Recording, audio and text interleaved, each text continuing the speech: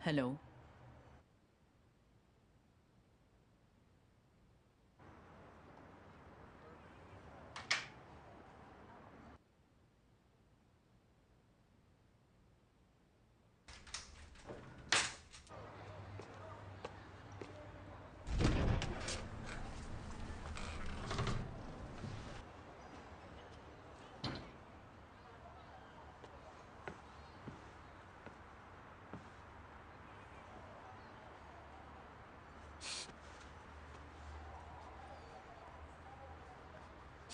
Kailangan mo nito?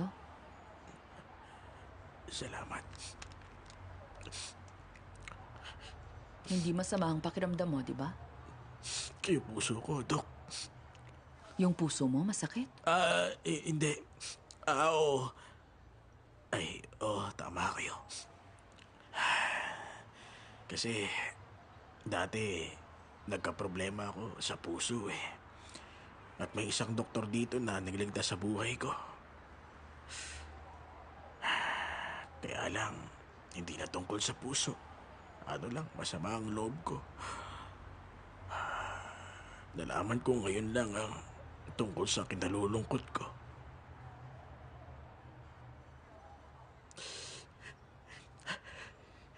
Nag-collapse yung doktor na sumagip sa buhay ko. Dahil sa pagligtas sa akin. Tapos nag-quit na.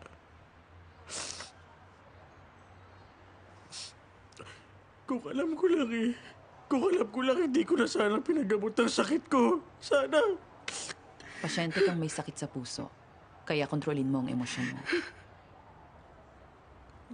Dahil pinagkatiwala mo ang buhay mo sa amin, gagawin ng doktor namin ang lahat para maligtas ang pasyente. Tama. Ginawa niya ang lahat. Intindihan ko naman. Alam mo ba, nung nandun ako sa operating table nakahiga, akala ko talaga katapusan ko na nun eh.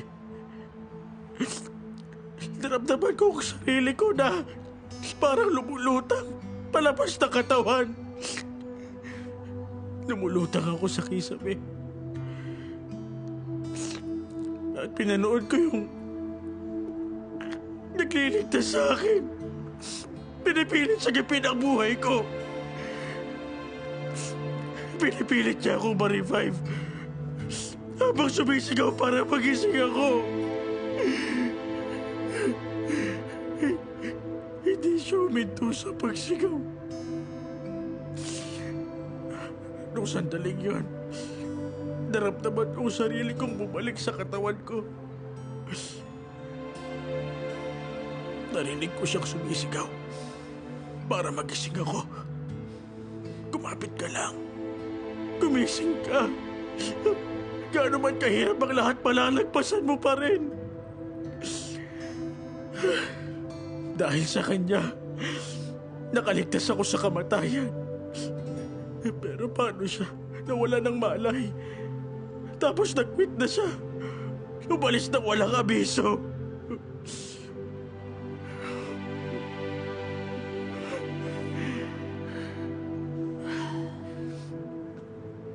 Shangyang, may sakit ka sa puso. Kailangan mong kontrolin ang emosyon mo. Kung hindi, pag nakita ka ni Dr. Su na ganyan, mag-aalala siya. Teka, kilala niyo kung sino ako? Kasamahan ako ni Dr. Su. Yung mga tao sa emergency, lahat kilala ka. Pwede niyo bang sabihin sa akin kung bakit siya biglang nag-quit na? Dahil ang doktor ay tao rin. Isa rin siyang tatay, anak at asawa. Lahat may kanya-kanyang paghihirap. Kahit kami nalungkot. Di namin nakumbinsi ang mahusay na doktor.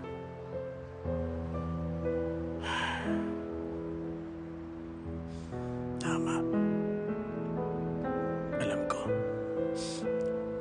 hindi madali ang maging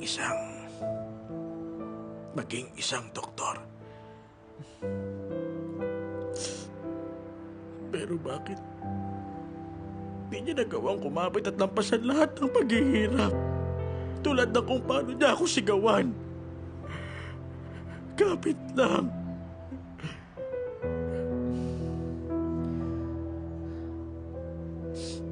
Dok, may gusto akong itanong sa'yo. Makikita mo pa kaya siya uli? Oo. Pwedeng humingi ng pabor? Kasi sa totoo lang nagpunta ako dito para makita siya at i-report sa kanya na ito, sinusunod ko lahat ng bilin niya. Lahat ng bilin nandito, sinusunod ko araw-araw. Yung makagamot ko, iniinom ko sa tamang oras. Hindi ako nagpupuyat kung kumakain ako sa tamang oras. Ngayon hindi na ako naninigarilyo, umiinom ng alak. Oo, maganda ang recovery ko. Pero dahil ang sabi niya sa akin na hindi talaga madali ang sumagip ng buhay ng mga pasyente. 2 beses niya akong niligtas. Gusto ko lang sabihin sa kanya ang progress ko.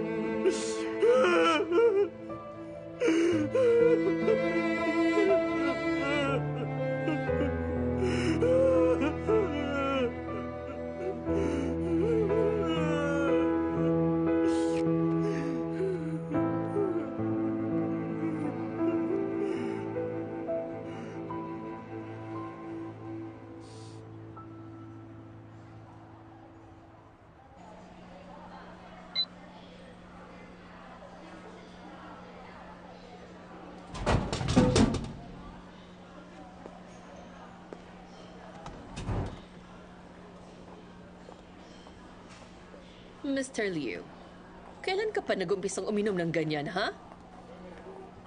Na-impluwensyahan ako ni Faye kailan lang. Anong resulta ng check-up? Lahat ng result, normal. Buti naman.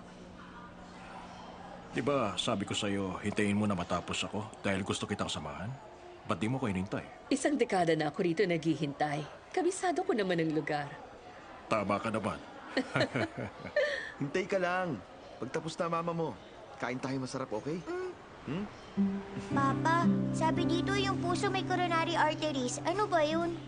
Tingnan mo yan. Noon ko pa gusto na si Faye maging isang magaling na doktor, pero inaayawan niya. Pero di ko akalain na si Hami pa lang magiging interesado sa medical field. Dati, ospital lang ang inaalala natin. Araw-araw nating iniisip kung paano tayo mas gagaling pa. Napabayaan natin si Fei-Fei. Kapag naging isang doktor ka na, marami kang magiging sakripisyo sa buhay, pero wala tayong magawa dahil yun ang pinili natin. Kailangan lang talagang bumawi tayo sa kanya. Pero ayan, natagpuan sa wakas ni Fei-Fei kung ano yung naging pagkukulang sa kanya. Masaya ako para sa kanya. Ano bang itsura nito para sa'yo, ha? Hindi ko alam eh. Hindi mo masabi kung anong itsura niyan? Hami? Lolo! Lola! Hi! Sige, papaliwanag ko sa iyo yan. Pag inisip mo na yung ulo mo, ay parang yung puso mo, ganito yan. Yan at yan. Napapaligiran ng mga yan ang isang paikot ng arteries. Parang nakabaliktad na corona. Kuha mo na? Sabihin mo kay Lolo, ipaliwanag pa sa'yo. Mas magaling sa akin yan eh. Lolo, salamat. Walang anuman. Papa, sino mas magaling, si Lolo o si Tito? Kailangan pa bang itanong yan? Ako ang pinakamagaling sa lahat.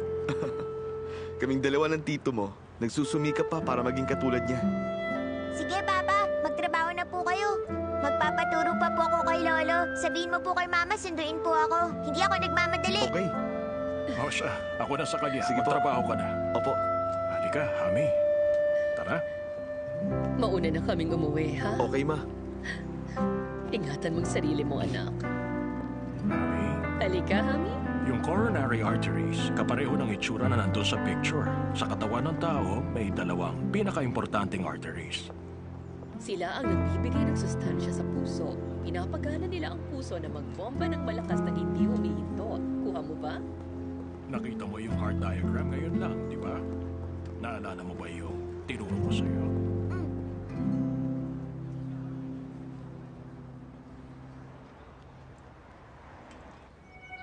Salamat. Congratulations salamat. and best Maraming wishes. salamat sa pagpunta. Sige, thank you Upo na kami. Oo, sige, diretso lang. Dr. Lu, Tuloy lang. congrats. Ay, oo, salamat, salamat. Maraming salamat. Oo, sige. Shotgun na Sige kami. na lang Dito po, upuan. diretso lang po. Maraming salamat. Sige po. Salamat, Diretso ha. lang. Dr. Su, you know. Louie. Congratulations. Long time no see, ha? Sige, usap tayo mamaya. Parang si Dr. Su. Mamaya na lang. Dr. Lu, Ay, ano, nako, kumusta Dr. ang Dong, group? Dr. Congrats, Wang. ha? Congrats sa inyo. Salamat. Thank you. Salamat, Congratulations, salamat Dr. talaga, Lu. ha. Salamat. Tuloy na kayo. Upo na kayo, ha? Okay, tara. Ikaw na muna dyan, ha? Okay.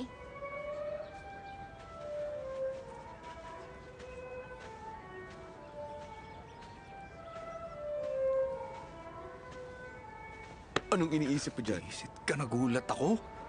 Wala akong iniisip. Ito, naghihintay ng mga bisita. Naghihintay ka? Hmm, Sabi ng kapatid mo sa akin, naka-duty raw si Officer Mang. Hindi raw siya darating. syempre alam ko yun, no? Talaga lang ah. Nagpapanggap ka lang na matapang dyan eh. Maraming magagandang bagay sa mundo nakikiliti sa hilig mo. Sabi sa akin ni Bao na ang pinaka nakakaantig sa buhay, hindi yung mamahaling regalo na lalaki o mga romantic na salita, kundi yung malalim niyang pagtanggap at pagiging mapagmahal. Pag umiiyak ka, pasasayahin ka. Pag nag-aasal bata ka, i-spoil ka. At pag kailangan mo siya, nandyan siya. Dr. Lu? Ano, handa ka na ba? Handang-handa na! Kayo naman, lahat ba? Ready na? Ready na! Please, tumayo tayong lahat. Salubungin at palakpakan natin ang pinakaiintay natin, ang pinakamagandang bride ngayong araw.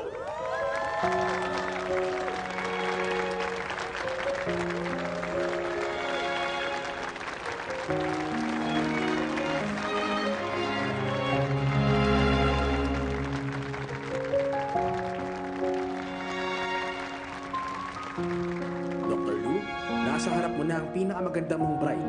Sinubungan mo na.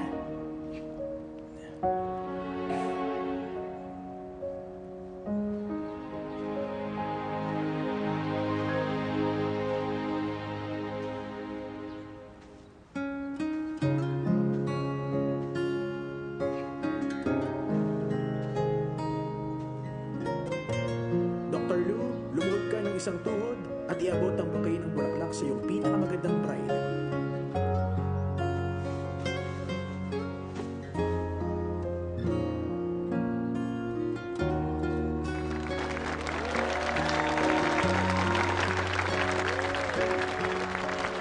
Huwag nating ihinto ang palakpakan natin habang welcome natin ang groom at bride!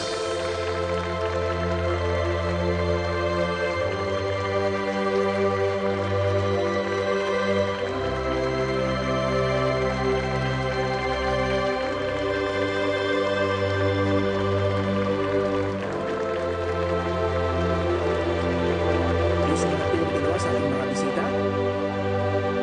Naniniwala ako na kayong lahat na nandito, nararamdaman din ang kaligayahan. Ngayon naman, magpalitan kayo ng inyong wedding rings na simbolo ng kaligayahan.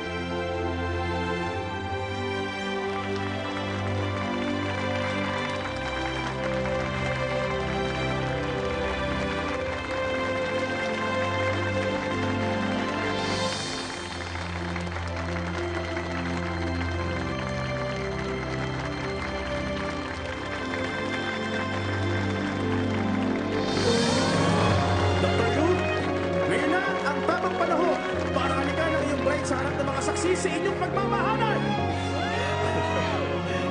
Kiss na! Kiss na! Kiss na!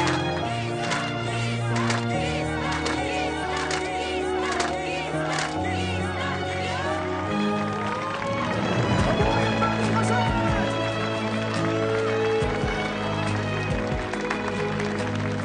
Alam ng lahat na ang wedding bouquet ang simbolo ng kaligayahan. Kaya dapat lang naipasa natin ang kaligayahan na ito. Sa lahat ng mga single na babae dito, ready na ba kayong lahat? Ready na! Halina kayo!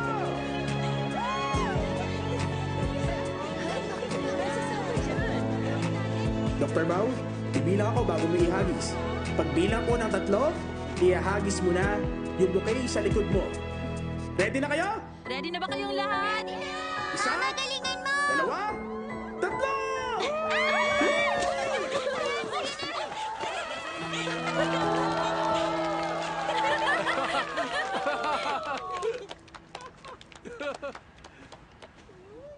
Ayun na siya.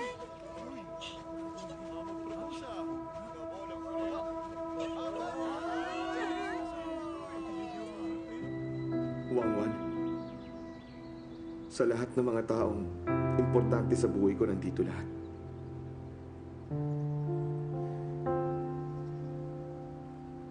Pinili kong sandali na to para mag-propose. Dahil gusto kong malaman ng lahat, masaksihan nila ang pangako ko sa'yo. Gusto kong pahabain ang bawat masayang sandaling kasama ka. Sa buhay ko hanggang sa kahuli-hulihan kong paghinga.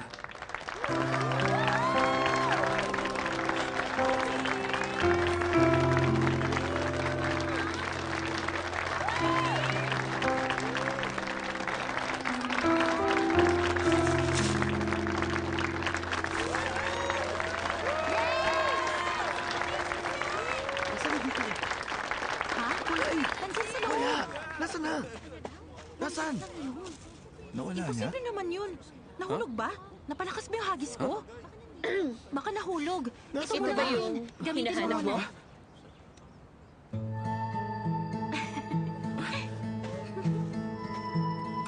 Yan nga. Tinago ko lang muna. Ayaw mo ba akong pakasalan? Na-realize ko rin na all this time, lagi akong tumatakas. Dahil lahat masyadong mahalaga sa akin. Natatakot ako may magbago sa atin. Pero ngayon, nang makita kitang matapang na nagpo-propose sa akin sa harap ng lahat, ay, naramdaman ko na kailangan ko ring maging matapang. Ilang beses ka na nag-propose sa akin. Ngayon, ako naman.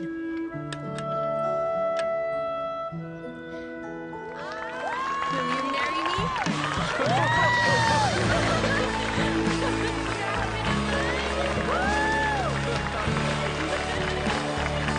Handa ka bang sumama sa akin? At pahabain ang kaligayahan hanggang sa huling sandali ng buhay?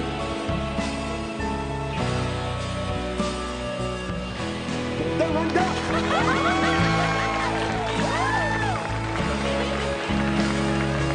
Ito ang pagpapatuloy ng kaligayahan. Huli natin nasaksihan ang kapangyarihan ng pag-ibig. Lindsay! Hindi ba dapat halikan mo rin siya? Ha? Kista! Kista! Kista! Kista! Kista!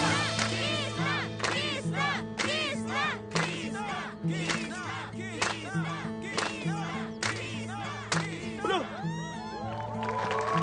Problema? Bakit? Wala, na-excite lang. Tuloy niyo na. Visit. Ikaw talaga.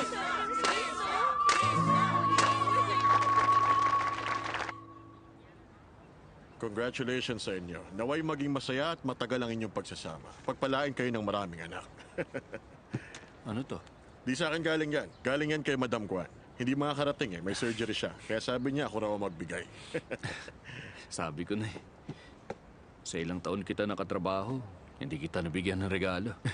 Kaya wala rin akong inaasahan kahit anong Ano ka regalo. ba? May regalo rin ako sa'yo. Baka isipin mo, kuripot ako. May regalo ka? Sa oras na gusto mo nang bumalik, papayag ako agad-agad. Ayaw mong maniwala, ha? Gusto mo talaga akong bumalik sa angkang? Baka magbagong isip ko pagdating ng panahon. Ha? Tapatin mo ako. Gusto mo bang bumalik? Mr. Yu, picture tayo! Sige. Puntahan ko muna, ha?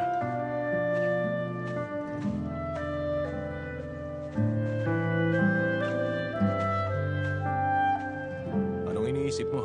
Bakit tulala ka? Bakit kaya nagbago si Mr. Yu? Anong sabi niya? Tingin ko gusto niya akong bumalik sa angkang hospital. Okay na. Dali, Mr. Yu! Mr. Yu! Tara. Picture tayo. Gusto mo? Halika. Honey, halika dito. Halika, sabay! Tingin dito lahat. Okay, sabay-sabay. Say cheese! Cheese!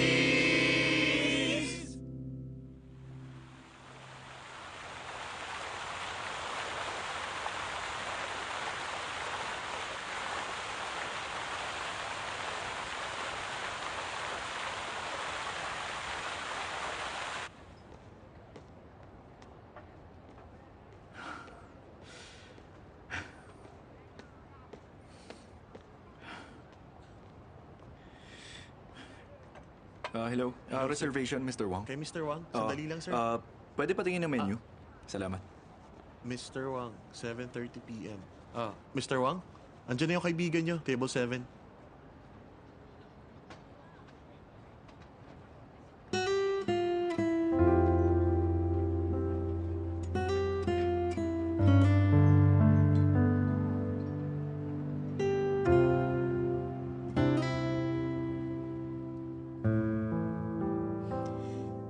Ikaw ba si Wang Yangming?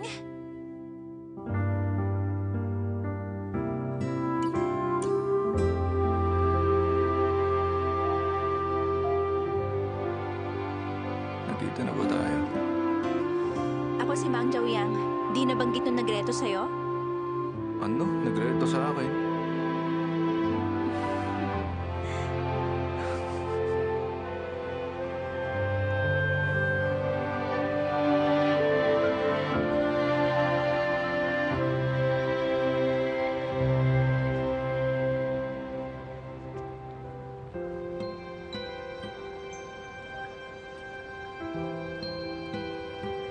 Nakita na ba tayo?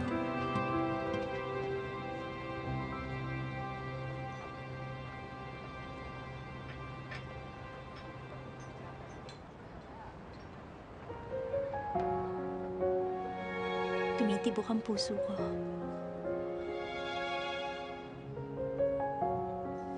Nakikilala ka nito.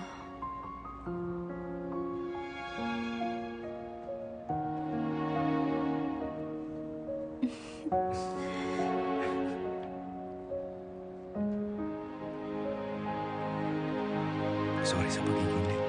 Napaaga lang ako. Mas mabuti nga na dito tayo magkita. Naintindihan ko. Nito lang sinasabi ko sa sarili na this time dapat mas matapang ako.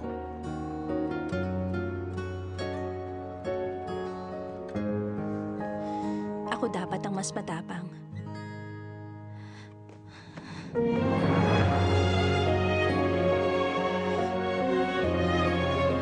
Wang Yangming, alam mo ba? May nawawalang bahagi ang bawat isa sa atin. At ang may kayang bumuo, yung tamang tao lang.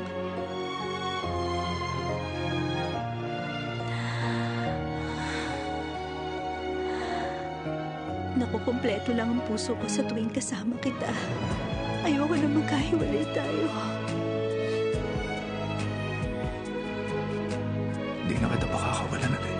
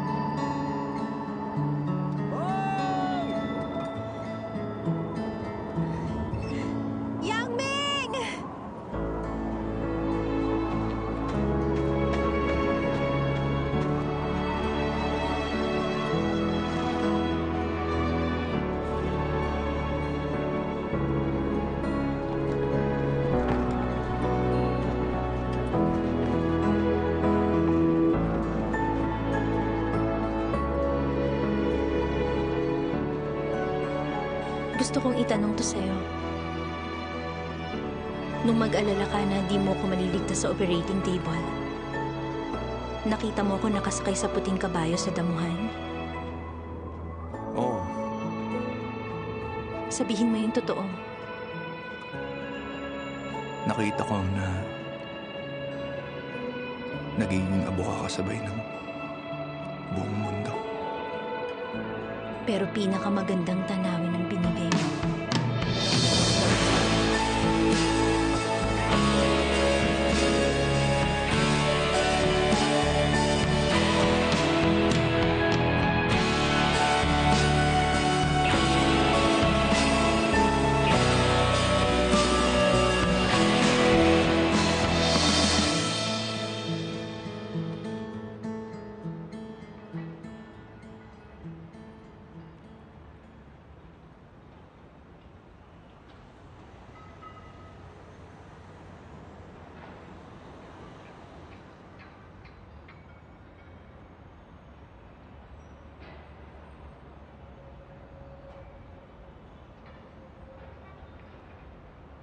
Bakit nandito ka? Aalis na ako bukas. Magpapaalam ako kay Madam Gwen.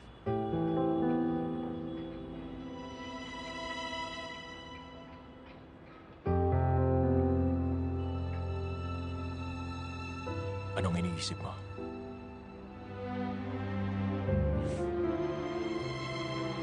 Anong iniisip ko?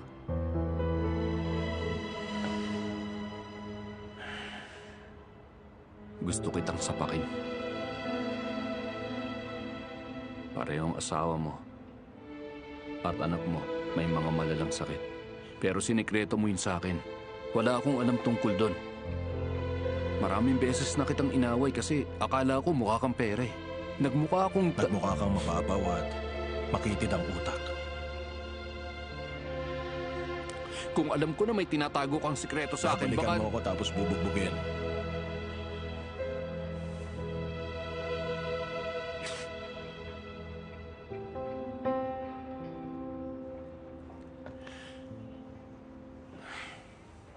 Sayang naman. Wala na akong kaaway at taong nangangatwiran pagkatapos nito. Basta ka na lang ba aalis? Akala ko dati, mahihirapan akong bumitaw. Pero dapat pala, ginawa ko yung desisyon ng mas maaga. Nung doktor pa ako, sinasabi ko sa pamilya ng pasyente, nabigyan ng pasyente ng dagdag na alaga at samahan sa buong gamutan. Pero nakalimutan ko na ako meron ding 2 pasyente.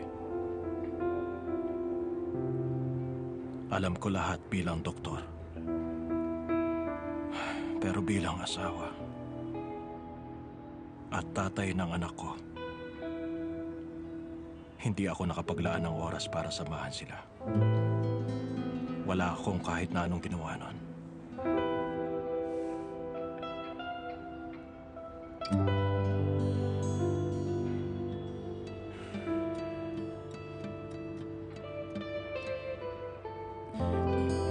Wanda. Patawad.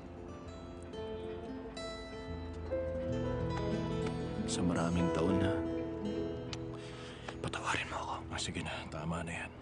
Magkaibigan tayo, ha? Patawad.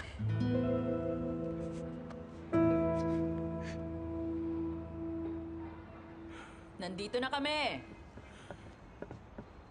Sabi ng guard sa amin, may nakita daw siyang 2 lalaki sa rooftop. Akala namin, mga pasyente nag-uusap sa sakit nila eh. Sabi mo nagde-date, di ba? Yung totoo yun, ha? Sa akin yan? Natapos ko na yung resignation procedure. Sinama ko yung research paper on stem cell transplantation for spinal muscular atrophy. Abangan natin ng regenerative medicine. Madam Guan, sa ngalan ng anak ko, maraming salamat. Ito lang ang kaya kong gawin. Oo nga pala. Isa sa mga pasyente mo, pinabibigayan sa'yo. Sige, tignan mo yan. Pasyente ko raw?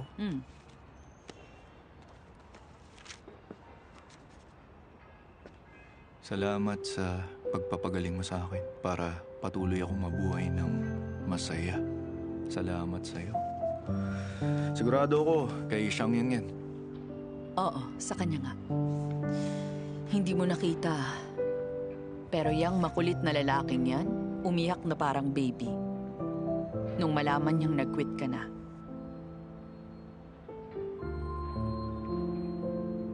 Tayo raw ang nagpapagaling ng mga pasyente. Pero sila pinaghihilom din tayo.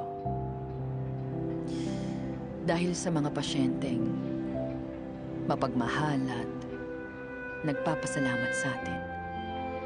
Tayong mga doktor na laging dumadaan sa matinding pressure na bibigyan ng tapang na magpatuloy.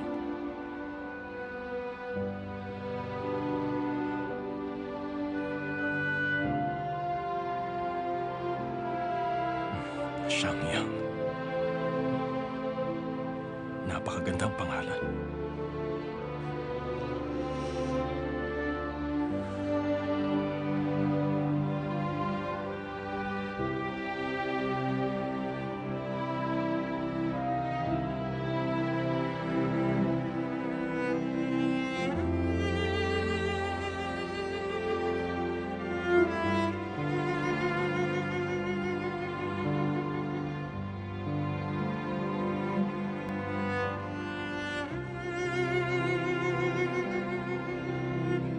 Sa totoo lang, hindi ko pa talaga matanggap na pareho kayong pinili ang umalis dito.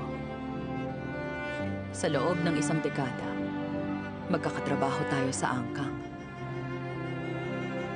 Marami tayong pinagdaanang mga mahihirap na sitwasyon na magkakasama.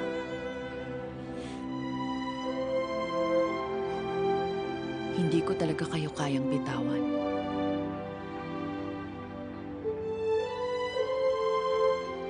Ang mawala ng magagaling na doktor na tulad ninyong dalawa, malaking kawalan sa ospital.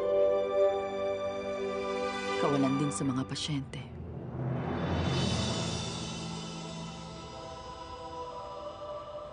Pero may naintindihan ako matapos kong makita si Xiang Yang. Tulad ng alam natin, coronary arteries and blood vessels na nagbibigay dugo sa puso. Pero ang katawan, pwedeng bumuo ng isa pang daan para lumikha ng himala sa buhay. Ganon din sa buhay. Kaya, Dr. Lu Jingjie at Dr. Su Wenda, huwag kalimutan ang inyong halaga. Naniniwala ako, san man kayo makarating, lagi kayong mauhusay na doktor. At patuloy kayong lilikha ng himala sa buhay. Huwag kang mag-alala, madam.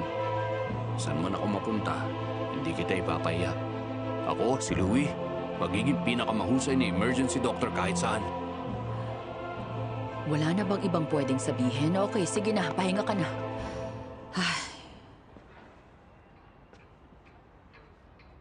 Kung gusto mong bumalik sa ospital kapag tapos ka na sa lahat, tawagan mo ko agad. Salamat, madam.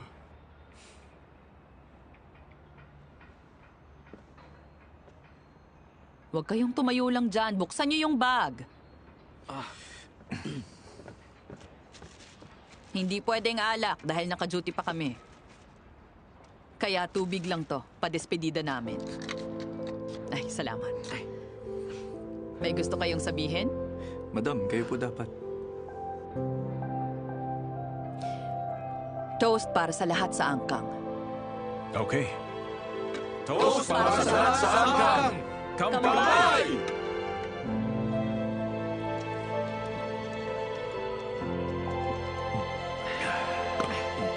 Natigay ako. Puro ng hangin. Beer na lang dapat. O siya, bababa na ako. Ang 4 elites ng ER. Galingan nyo lalo.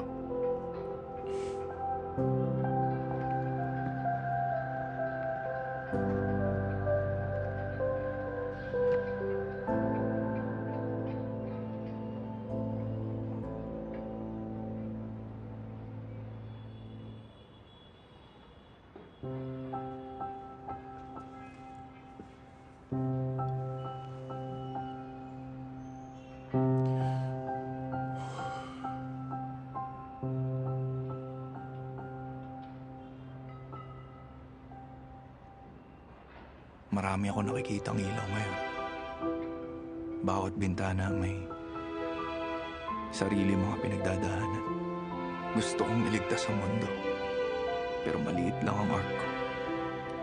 Maraming tao naghihirap. Di na nila kinakaya. At sa ark ko, hindi sila kasya lahat. Kapag naisip ko yun, nasasaktan ng sobra yung puso ko. Para bang yung puso ko ngayon tinutusok ng karayom. Paano kung subukan mong wag isipin yan? O kaya, yung karayom na nakatusok, subukan mong tanggalin. Clueless ako dati. Pero ngayon naiintindihan ko na. Hindi na ito maaalis. At ayoko rin tanggalin to. Dahil yung sakit nun, ang nagsasabi sa akin na buhay pa ako. Sinasabi rin nun kung anong dapat kong gawin. Tulala na naman. Anong iniisip mo dyan? Iniisip ko kasi na tayong apat, ngayon lang nagkasama dito ulit. Magsabi ba tayo ng sentimental sa isa't isa? Gusto mo na sentimental, ha? Sige. Ako ang mauna. Iiwan ko ang angkang. At ang mga pasyente sa inyong dalawa.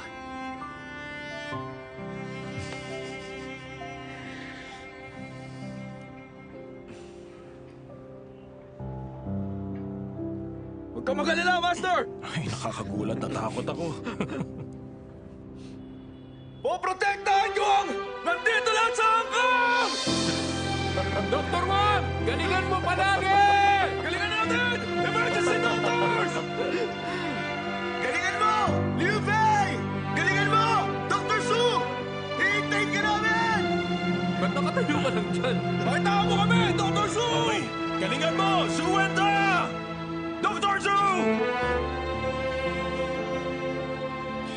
Dr. Su, nakalimutan mo na ba? Di ka na doktor, ah. Ngayon, isa ka ng... Tumigil nga kayo! Sige! Gawin natin ang lahat! Sa buhay ng doktor!